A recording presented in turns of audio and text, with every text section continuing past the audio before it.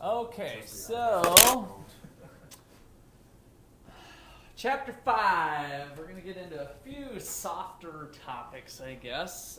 Some of the details that we, in other classes, might kind of gloss over as part of what this class is all about. So this chapter kind of focuses on moving beyond comparative advantage and starts to look at how countries tweak and distort maybe the free market mechanism, and so some of the implications of that, and whether it's good, bad, or otherwise. But there's been lots of tinkering done over time by various countries to try to get international trade tilted in their favor. That's a competitive advantage, right? Yes, kind of the competitive advantage type thing, yes, which is, as we'll see in some of the stories, if somebody gives you money to run your business and you continuously get gift after gift after gift, you might look pretty good. You might look pretty profitable because of the gifts that were coming your way, or protection. And so while you might have a competitive advantage on the world scene, you really don't have a comparative advantage. And since we learn in economics that there's a cost to doing everything, what one country's being, or one industry or one firm, while they're being favored, means that's money that could have went elsewhere.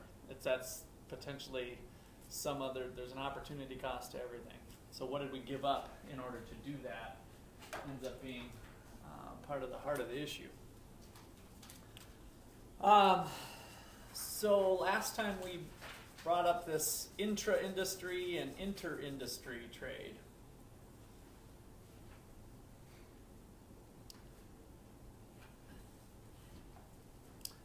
We focused in on really the parts and cars, and so within the same industry and then across industries. So give those a read and set the stage.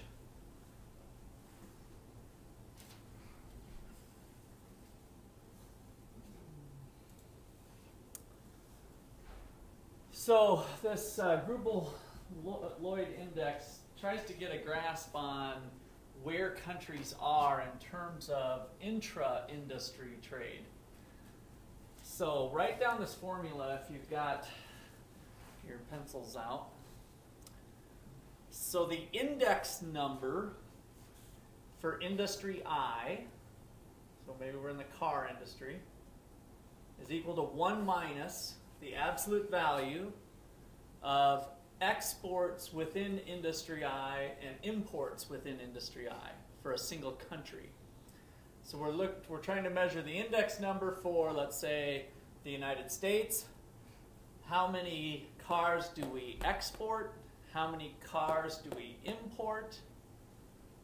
Take the amount of exports plus the amount of imports as kind of the volume of trade going both directions.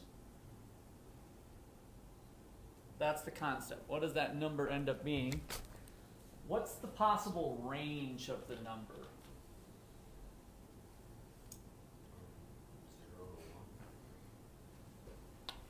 0 to 1.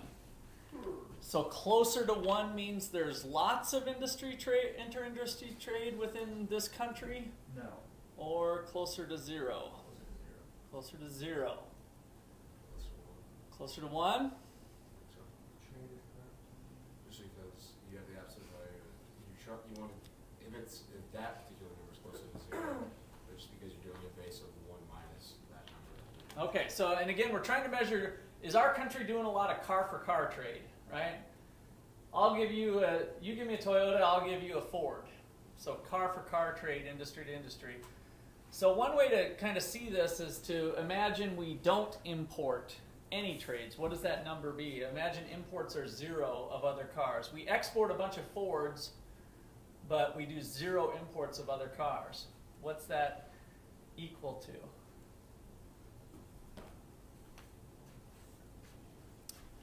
So we do $12,000 worth of exports, but 0 imports. So it'd be 12,000 over 12,000, so it'd be 1 minus 1, 0. Seeing that? Dylan, are you seeing that? Yeah. So 12 minus 0, 12,000 minus 0 is 12,000. 12,000 plus 0 is 12,000. 12 over 12, 1. 1 minus 1 is 0. Okay? So that would be 0 intra-industry trade. Now, if the two are pretty close together, if imports equal exports, if this is 12,000 and this is 11,000, 12,000 minus 11,000 is 1,000. By the sum of the two, we start to get a real small number, 1 over 12,000 or whatever, something real small. 1 minus that small number is something closer to 1. All right, so that's the idea of the index.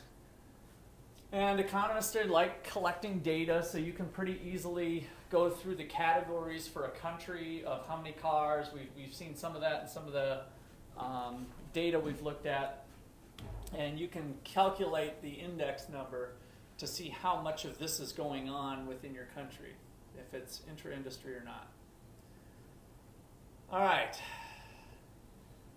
So this is one of the difficulties when we look at these macro variables. A lot of things can be lumped into one.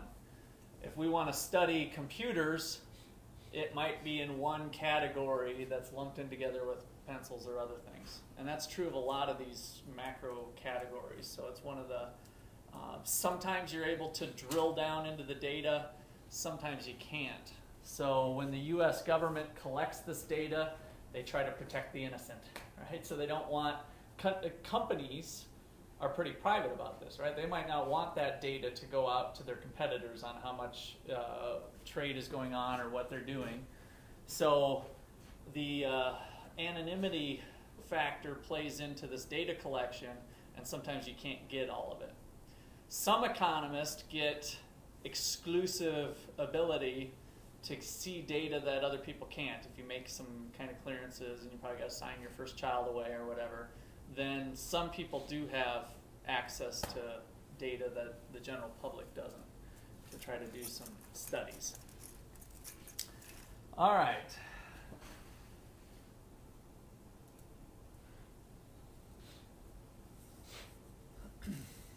So what's going to cause intra-industry trade to be more, to be higher?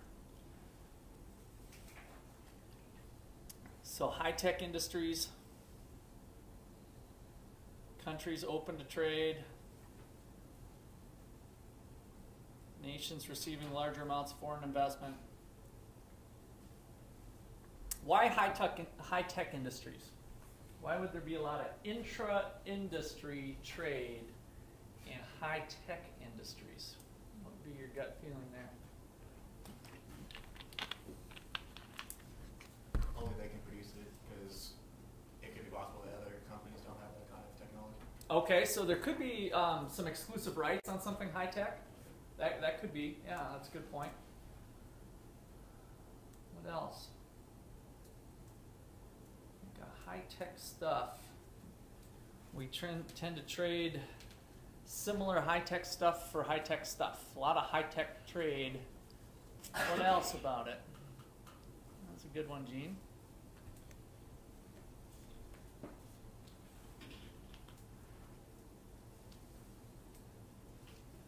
There's a lot of different parts. Like, you give me some part guides, I'll give you some circuit boards. I think for sure. And then kind of related to that, one company might have exclusive rights to a type of part or a type of component, right, that they can then use with something else. And so I think there's a lot of that going on. So those two things kind of work together. Absolutely. Lots of differentiation within the high-tech industry. Things that are slightly different, done a little bit different, and it might be due to having exclusive rights to it. It might be due to other reasons. But that leads to a lot of intra-industry trade.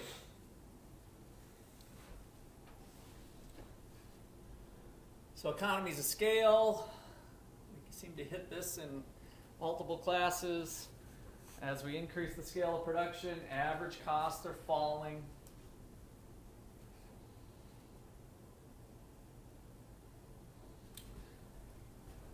And so if you're if you've got a high-tech firm with specialized type components, you might need to ramp up production, and then it's better to trade with somebody else who's already a big company, right? Because it would be fairly costly for you to replicate or find a substitute for that component. It's easier to just trade with another company in that, if we're thinking about that high-tech. Now, external, so we've got this distinction of internal and external. Our internal thing is the one we always talk about. As I increase the scale of production for my company, average costs fall. This external economies can be firms finding it advantageous to be close together, possibly. Right? So there could be some. What were you thinking with outsourcing? Well, I mean, it's kind of just like you're clustering together. You don't really. It's easier for you to outsource the job over to a big specialization, like going with the spatial example of the button factory. Mm-hmm. It's easier to outsource that job there as opposed to making your own. Okay, so there's economies of scale, but they're external to my company. It's similar to what we were just talking about with the high tech industry. It's easier for me to contract or to buy from another company that they themselves have internal economies, and then I'm taking advantage of that. Maybe it's a location preference, so we have this clustering idea. There's a couple of you that are in spatial economics. We're talking about how firms might group together to take advantage of those external economies. So you get a big industry, but potentially a lot of companies. All right, here's some basics, back to principles class. Keep in mind as we're going through this chapter. Oligopoly, monopolistic competition. We've got our spectrum of competition. Is that me? You guys get a free point today. My wife's gone. Okay, remember to shut off all your gadgets. Pull out a piece of paper. Put rust busted on it.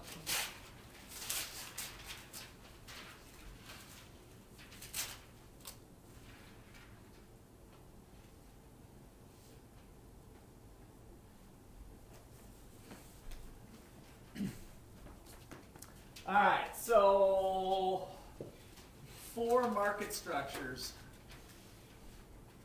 Somewhat are kind of our theoretical underpinnings of market development, right? So what were the characteristics of perfect competition? I like to think of 3 defining characteristics of perfect, kind of utopian. What if it was perfect? What would a perfectly competitive market look like? No barriers to entry, so free entry and exit. Differentiated products? Nope, not for perfect competition. Free entry and exit. So if you don't have differentiated product, what do you have? Homogeneous product? Yes, the same product, identical product, homogeneous product. So one farmer's corn is identical to another farmer's corn, right? They can't really distinguish the value of their corn. So farming and agricultural products, which are important on the international scene, by the way, are closer in are closer to perfect competition, or probably our closest thing to it. So free entry and exit, homogeneous product, one more. A lot of firms, whole bunch of firms. Every firm's just a drop of water in the bucket. So if we took all of the firms and we took all of their production, and this is the worldwide production of soybeans, and I bought one more farmer's 5,000 acres here in Kansas of soybeans, and I put that amount into the bucket, you wouldn't see the bucket level rise. Everybody's really small relative to the whole industry. Everybody's a real small player. They're basically insignificant to the overall industry production. All right, at the other end of the spectrum, we got monopoly, which means one firm. What about entry and exit? Barriers to entry. And homogeneous or differentiated product, doesn't really matter. If we're talking about a single firm and there's only one product, then it's a homogeneous product. All right, the real world lies in between here. But we have a couple other market structures, one being monopolistic competition, which is closer to perfect competition than it is to monopoly on the spectrum. Why? Because there's still many firms. There's Many firms, and yeah, no barriers, right? So few barriers, no barriers to entry. So what's the only difference between perfect competition and monopolistic competition? Product differentiation. Product differentiation. We can make our product slightly different. Our McDonald's hamburger is slightly different than the Burger King hamburger, even though at the end of the day it's pretty much a hamburger. So we have a differentiated product in monopolistic competition. And you got intermediate good, yes, so it might be differentiated there.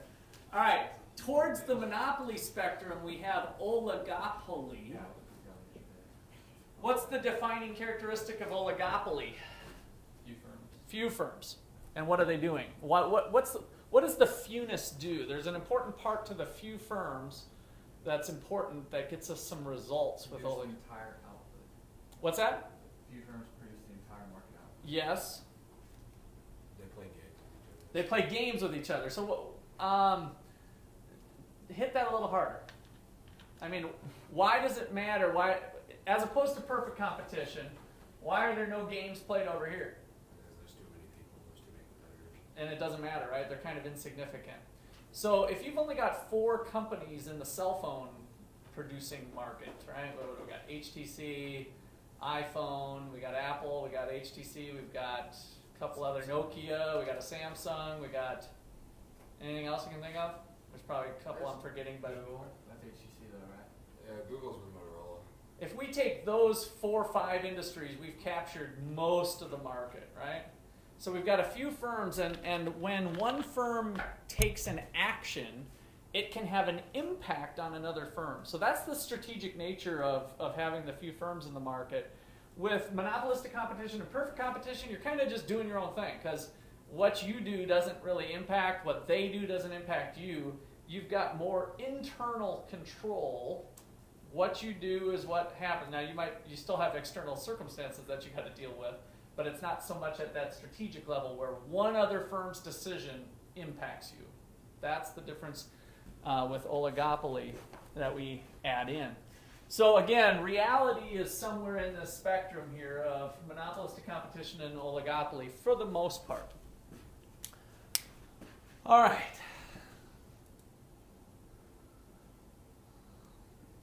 Okay, so this is just a little chart showing average cost. Scale of production goes up. We might have a problem that looks like this. Having our schedule goggles on, output goes up, total cost goes up, average cost goes down. So even though total cost is rising, economies of scale is kicking in and average costs are falling. All right, give this a read.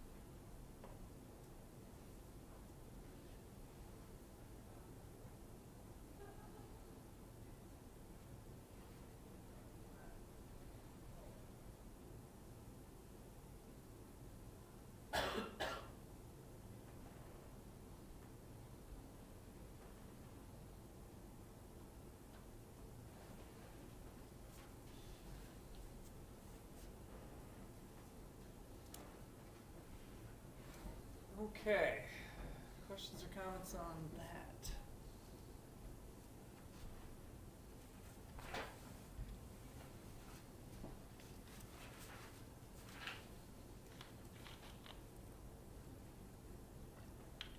So one of the games they played early on, I think it's done less so now, but back in the 60s, 70s, into the 80s,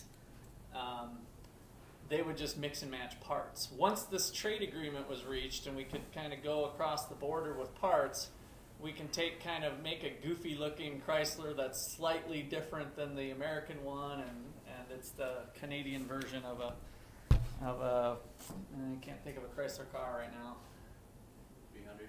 Thinking of yeah, 300. I knew you were going to say that because that came to my mind too. But the 300 wasn't alive back in the time frame I'm thinking of.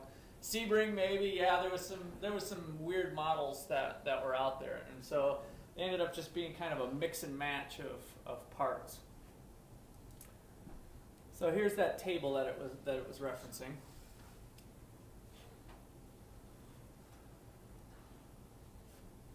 So car for car, right? We got a lot of car for car going on.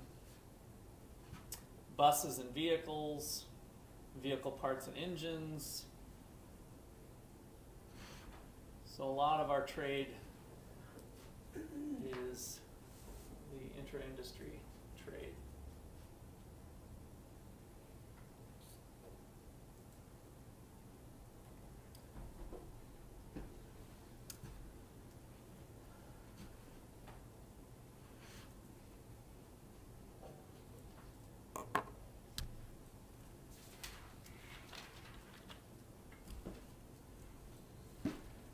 We can't take for granted that intra-industry trade is good.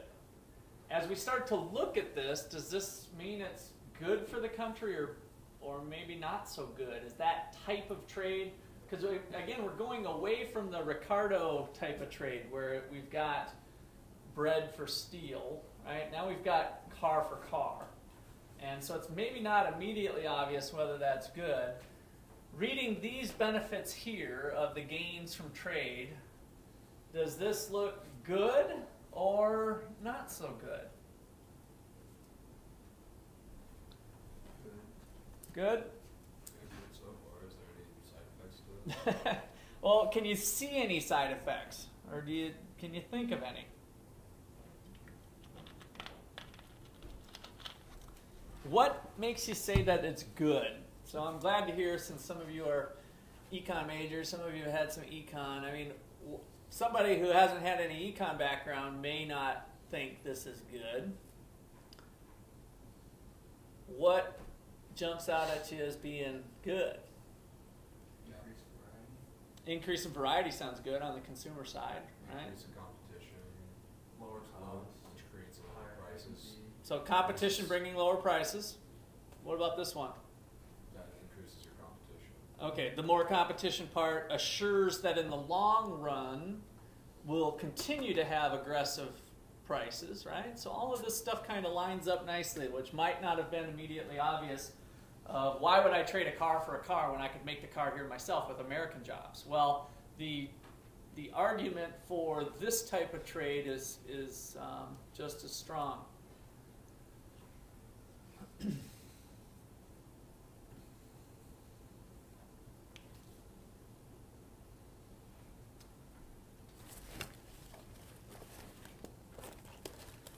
All right, so we're going to look at a few issues related to place.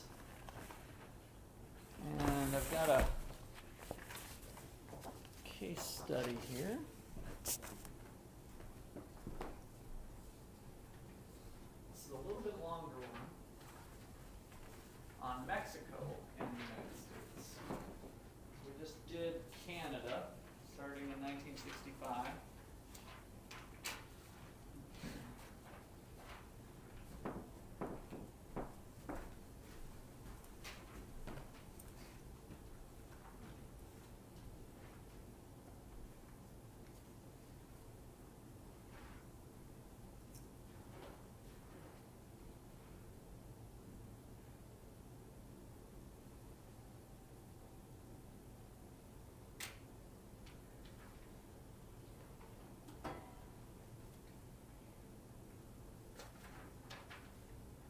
Make sure you highlight interesting points as you're reading it. It's a little bit longer reading. John, what do you got going on down there? Oh, subtraction of some points. Yeah, neutral.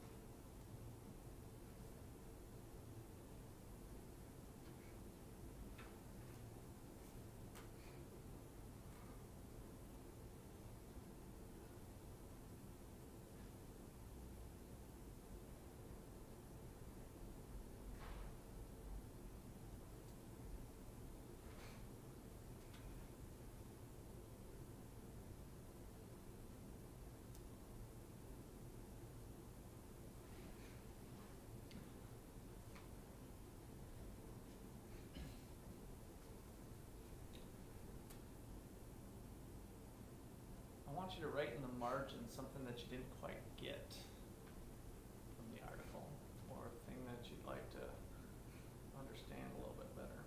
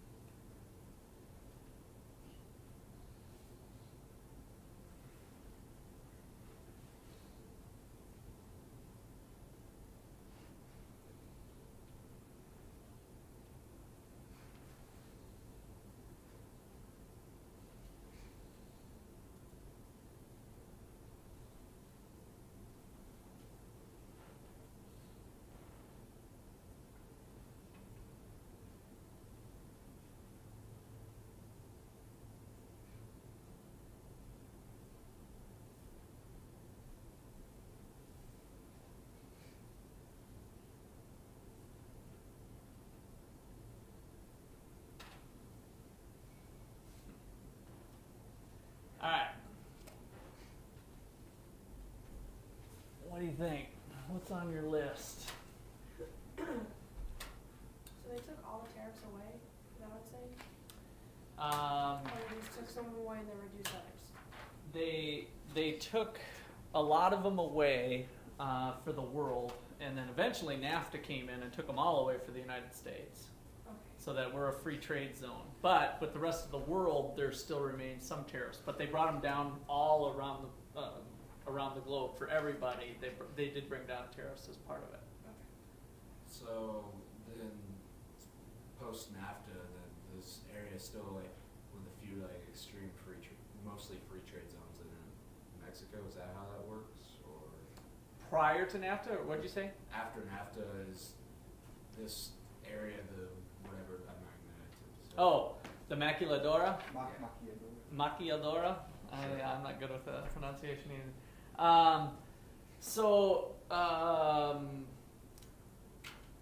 So yeah, originally that second line, originally limited to its border with the United States, but later expanded to the whole country. So it was this export zone that I think the original intention of, well, let's just do it right at the U.S. border. U.S. companies can come and do it, and then I think they quickly scrapped that and made it open to the rest of the country. So it was less of a place and more of a thing once it opened up through the whole country. But it took time. What's that? I said it took time because it was a zone for a while, Yeah. right? And then In the last paragraph, they still kind of refer to it as that maquiladora industry. right. Yes. Oh, yeah. It's still. Yeah. No. I think there's still.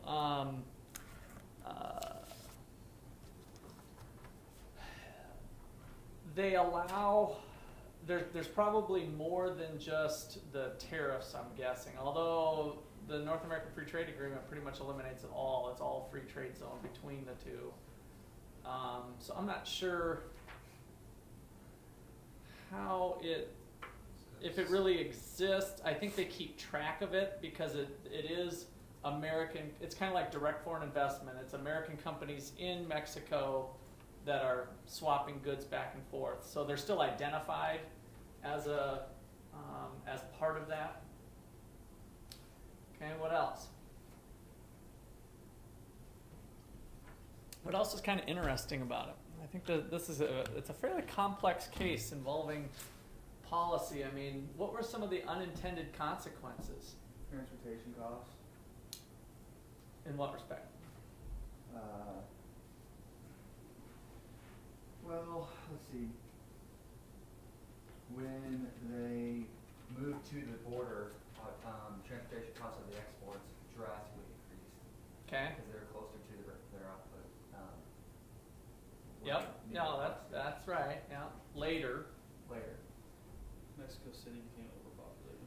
Yeah, that I think was the interesting unintended consequence of the policy. So it sounds like it originally started at the borders. Hey, I got a great idea. Let's allow U.S. firms to come freely into here. We won't have any tariffs for them right along the border towns.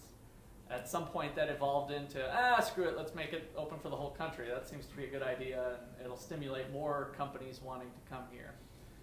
But what was the thing that ended up blowing up Mexico City as opposed to blowing up the border towns? Mexico City had a higher percentage of the population, so people tried to go there to locate near their product. Yes, locate near the people, but why? Why did they choose to locate in Mexico City as opposed to the border? Transportation costs. To the final product, Yeah. but why were they so attracted to selling the Greater domestic economies of Mexicans? scale within Mexico City. No. There's one specific thing. You guys have already mentioned, actually, it's what Dylan opened up with. It's what caused that to happen. They kept the tariffs. All right, so one of the things we need to keep in mind that we haven't hit very hard is what does a tariff do?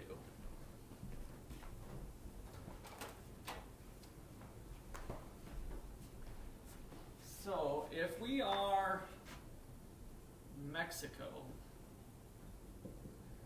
And we are, I don't know, I guess we can be in the TV industry or some consumer good here. Mexican producers, Mexican consumers, right? This is the domestic market for Mexico. And this would be the price in Mexico without any trade. Now, if you have a tariff in place trying to protect domestic production, is the world price lower or higher than the autarkic price? Again, remember, this one's hard to do in theory, but in theory, if the world prices are lower, do you have a comparative advantage in TVs or not? No. No. The world price is less, right? So maybe a Mexican TV runs $500. Or maybe 5,000 pesos. Let's just change that to pesos. So this would be the price without trade on the world market. TVs run 2,000 pesos.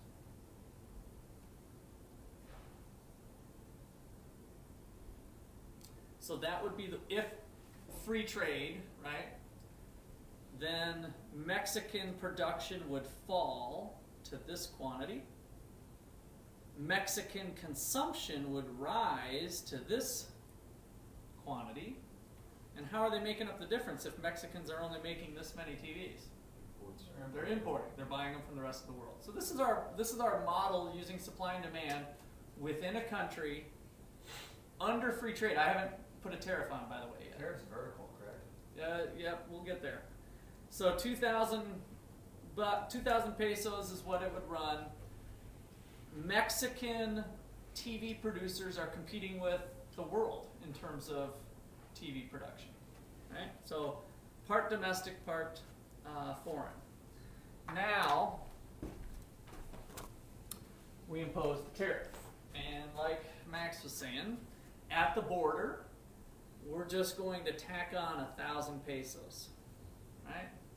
So you bring your imports over, and you can bring them into our country, but you got to pay me 1,000 pesos first. And there's a Mexican government official like this, right, at their handout, and it has to be in cash because really they're going to give 500 to the government, and the rest is going to go to line his own pockets. That's kind of how it runs in Mexico, seriously, unfortunately. That's completely not, I'm just making this stuff up, you know that, right? Okay. But that corruption runs high in Mexico. That's one of the things they're trying to overcome, especially with all the drug stuff that's been going on lately. So conceptually, let's say the government is upstanding and fine. They're going to tack on that $1,000 to the price. So how do people at the rest of the world respond to that? They supply less of it. Okay, so here's where it gets kind of interesting. They used to import this quantity, used to be the quantity of imports, but if they're going to have to pay 1,000 to come into the border, then that's going to raise the price. They effectively have to charge 3,000 to get their net of 2. Now, do the domestic Mexican producers have to pay that tax of 1,000? No. So the price starts to rise. The price starts to rise in Mexico, and long story short, that is going to lead to a reduction in the amount of imports. And so domestically now, TVs are selling here at 3,000. Now we're to our story, right? If you can take advantage of the export processing zone and relocate your company in Mexico, are you going to sell to domestic Mexicans, or are you going to actually export to the rest of the world? What looks kind of good for you now that you've made it into the border under this system? What might be a good idea for production of goods to make some money. Don't have to pay the tariff. Which one's protected? Yeah, but are you exporting? That's the only part. I think you got the right concept. No, you want to go to the ones that are protected. You're going to sell it to the domestic Mexicans. So now you can start, and you might even decide to expand your operations, right? Now that you're there, you export these, but then, oh, well, I can sell this to Mexicans as well and make some money because you're not facing that tariff. The rest of the world has to pay the tariff when they come across. Now, you are effectively like a domestic producer getting the protection. Does that make you a monopolist? No. No, you'd still be competing with actual domestic Mexican companies as well. So there's competition going on, but you're in an industry that's protected. Making this good here is getting you a higher price. So instead of locating at the border, I locate in Mexico City because now I can provide it to the domestic people and make some money taking advantage of the protection. So that's where the unintended consequence came in, is that we started off with the export processing zone to attract American companies to come in and plant themselves here, but I maintain these high tariffs, making it, because they're not dumb, oh, it might be a good idea to sell to domestic Mexicans. Where do they all live?